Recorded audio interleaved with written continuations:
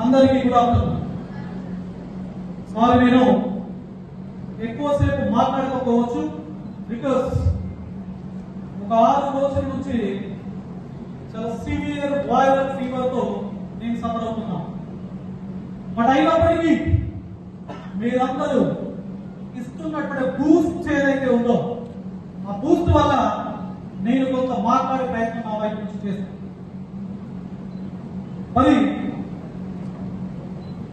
ఈ సభ యొక్క ముఖ్యమైన ఉద్దేశం పట్టభద్రులకు సంబంధించినటువంటి ఎన్నికలు.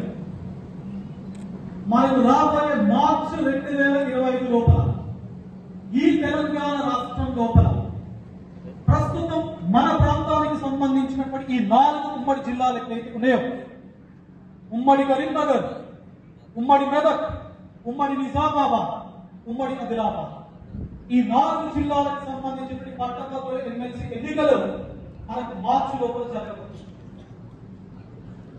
మరి దానికోసం నా 19 సంవత్సరాల ఉద్యోగ జీవితాన్ని నేను త్యజించి గత నెల 28వ తారీఖున నా ఉద్యోగానికి రాజీనామా చేయడం జరిగింది. చేసి ఎన్నికల ప్రచారంలో భాగంగా ప్రతి జిల్లా అంటే ప్రస్తుతం 4 ఉమ్మడి జిల్లాల్లో ఉన్నటువంటి 13 కొత్త జిల్లాలకు, 6 పార్లమెంటు నియోజకవర్గాలకు, 32 అసెంబ్లీ నియోజకవర్గాలకు, 271 మండలాలకు, 4640 పైచిలకు గ్రామాల్లో ఎవరైతే గ్రాడ్యుయేట్స్ ఉన్నారో వారి యొక్క గుండెను ఒకసారి తట్టి వద్దాం అనేటువంటి ఒక సదుద్దేశంతో నేను కంప్లీట్ గా ఈ 4 జిల్లాలను తిరిగేటువంటి ప్రయత్నం చేస్తున్నాను. దానిలో భాగంగానే ఈరోజు పెద్దపల్లి జిల్లా కేంద్రానికి రావడం జరిగింది. మరి ఎవరు ఈ Prasanna Harikrishna? Who is this Prasanna Harikrishna? ఒక 2 నిమిషాలు. ఇందులో చాలా మంది టీచర్ మిత్రులు ఉన్నారు. మన దీడి లోపల ఒక కొటేషన్, ఒక మాట చదువుకుంటుంటాం, వింటుంటాం very frequent. The entire destiny of the nation is shaped in the 4 walls of the classroom of students. దేశం యొక్క ఉజ్వలమైనటువంటి భవిష్యత్తు 4 గోడలు ఉన్నటువంటి తరగతి గది లోపల రూపుదిద్దుకుంటుంది అని చెప్పేసి అది నేను చెప్పినటువంటి మాట కాదు. భారత గొప్ప విద్యావేత్త డిఎస్ కొఠారి గారు చెప్పినటువంటి మాట. మరి ఆ మాటను పుటికి పుచ్చుకొని 2004 లోపల ఉస్మానియా యూనివర్సిటీ కేంద్రం లోపల అది పెట్టి నా పోస్ట్ గ్రాడ్యుయేషన్ పూర్తి చేసిన తర్వాత 2008 లోపల నేను జూనియర్ లెక్చరర్ గా అపాయింట్ కావడం జరిగింది.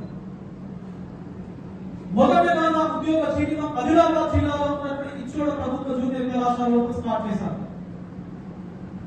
అక్కడి నుంచి సిరిసిల్లలో పనిచేసి 2013లో డిగ్రీ కాలేజ్ లెక్చరర్ గా ప్రమోషన్ తీసుకోవడం జరిగింది. మళ్ళీ ఆదిలాబాద్ వెళ్ళి 2013-18 వరకు పనిచేసి ట్రాన్స్ఫర్ లో భాగంగా మన కరీంనగర్ లో ఉన్నటువంటి SRR government concept science college వచ్చాను.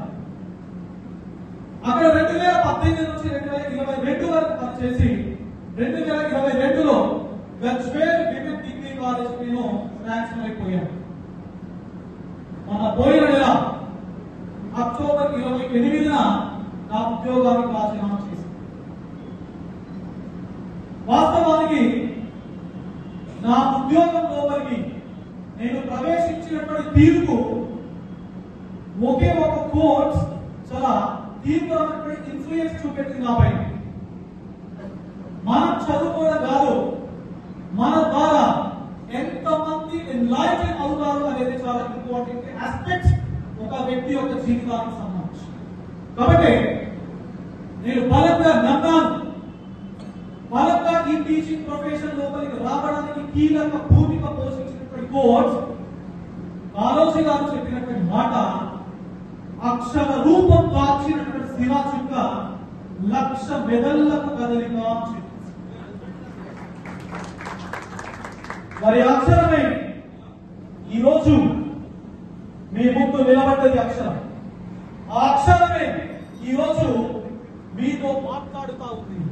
ఆ అక్షరమే ఈరోజు గుండె లోతుల్లో పలుకున్నటువంటి ఆలోచనలను మీతో పంచుకుంటుంది. మరి అక్షరం అక్టోబర్ 28న తాత్కాలికంగా కామా పెట్టింది. అక్షరానికి టీచింగ్ ప్రొఫెషన్ పరంగా మాత్రమే తాత్కాలికంగా కామా అనేది పడడం జరిగింది. ఎందుకంటే నేను గతంలో చాలా వేదికల పైన చెప్తూ వస్తున్నాను. ఆల్మోస్ట్ 16 సంవత్సరాలు ఈ చేతులు చాపీసులు పట్టారు. తరగతి గది గోడలో కొన్ని వేల మందికి ఇన్స్పిరేషన్ గా నిలిచినటువంటి ఈ చేతు, కొన్ని వేల చాపీసులు పట్టినటువంటి ఈ చేతు కేవలం చాపీస్ మాత్రమే పరిమితం కావద్దు. మీరందరూ అవకాశం ఇస్తే తెలంగాణ రాష్ట్ర శాసన మండలి లోపల చట్టాలను కూడా రాయాలి అని రాద్దాం. మీ అందరి మద్దతుతో రాద్దాం, మీ అందరి ఆశీస్సులతో రాద్దాం, మీ అందరి సహాయ సహకారాలు. మరి రాయాలి అంటే అసలు ఈ శాసన మండలి యొక్క అవసరం, ఆవశ్యకత ఏంటి?